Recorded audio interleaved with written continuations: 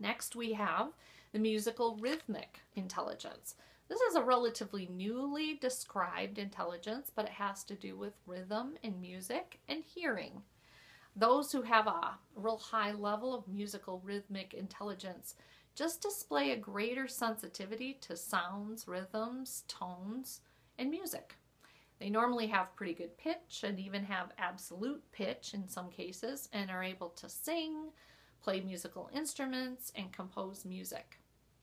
Since there's a strong auditory component to this intelligence, those who are strongest in it may learn via lecture.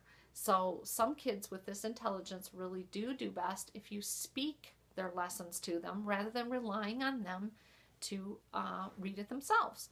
And that can be a real help to some parents who have kids who struggle.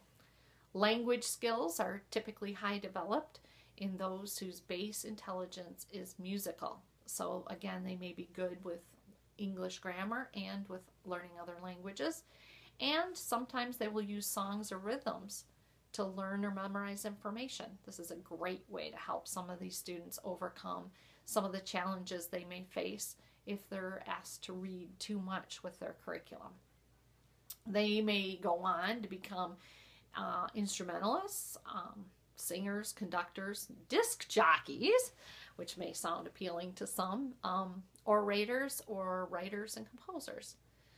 As to Winter Promise, we do some singing and musical games. Hearing songs or sound bites from other eras is going to really connect with them to reveal culture.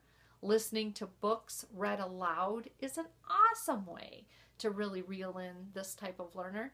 Listening to concerts on DVD or on audio tape, and reading and discussing your lessons aloud. These are all great ways to really connect with this type of learning avenue.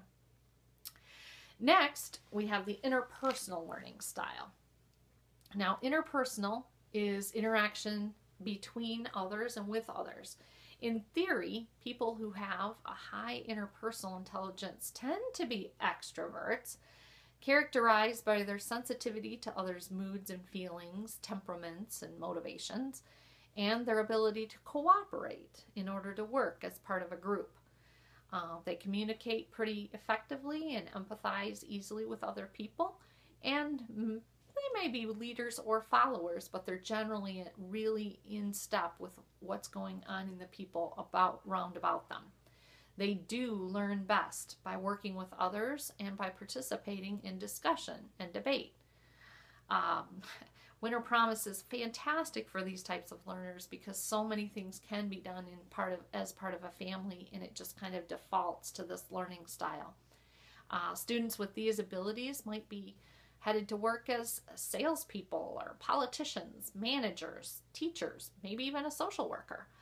And as far as WP, not only do the family projects, the teamwork and responsibility that comes with that work, but giving these students leadership tasks is a great way to involve them and make use of this skill and help them grow and blossom in their learning avenue.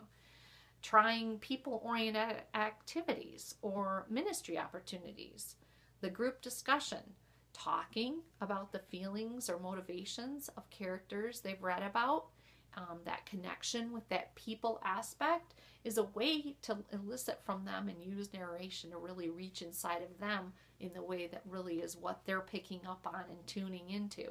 And even encouraging them to help others as part of their study to use what they've learned in that way. All great ways to get interpersonal kids who really would rather be talking to their neighbor, perhaps, than doing their reading involved in their studies. Okay, next let's talk about intrapersonal, which is actually introspection and self-reflection. Students with this capability just are able to look inside of themselves. They're intrapersonally intelligent, intuitive, and typically introverted because they're so often thinking about their internal life. They're really skillful at deciphering their own feelings, their own motivations, and they have a deep understanding of themselves, the self, what their strengths are and weaknesses are, what makes them unique, what helps them predict others' emotions and reactions. So students with this capability generally become fantastic philosophers, psychologists, theologians, lawyers, writers, because they understand what makes them and other people tick. They, with this intelligence, do prefer to work alone, and lots of times in a very controlled environment. And so that's something to keep in mind when you set up a study area or an environment for your intrapersonal learner. As far as WP, journaling that we include is a fantastic way to really make the most of your intrapersonal learner. Their devotional life, getting them to write about what they're studying in their history and Bible studies. Independent activities that they can do on their own to self-challenge themselves. Character goals for themselves that are being worked out through the curriculum is fantastic. And even understanding and connecting with characters in books, relating that to how they think or feel. These are all things that are going to really challenge and excite an intrapersonal learner. Next, we have the naturalistic ability. This is another newer intelligence that's been described, and it has to do with nature, with this fundamental knowing how to nurture and relate information to your natural surroundings. When you think about this intelligence, the students demonstrate just a really strong connection to animals, to caring for plants, or a sensitivity to what they see and experience in the natural world around them. Obviously, the kid who's the first to bend down and look up close at a flower or mention when the trees are turning color, this is a strong indicator of this naturalistic intelligence. And it's a very good one. Kids who are interested in this type of thing go on to be park rangers, naturalists, animal trainers, farmers, or gardeners.